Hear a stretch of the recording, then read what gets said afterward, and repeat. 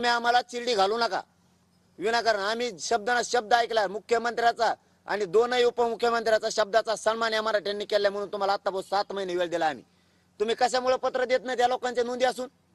काय कारण आहे तुमच्या न देण्याचे?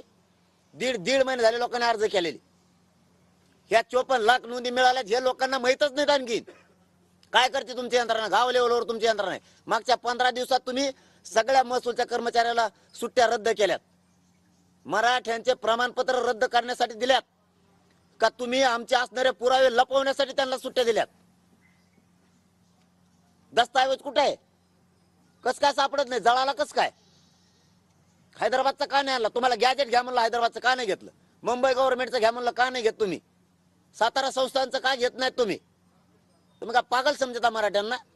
एवढं मोठं आंदोलन, करोडोच्या संख्येनं लोक बाहेर निघतात, कोणत्या कार्यक्रमाला गेलं लोक लाखांनी लोक येतात, साध्या गावा भेट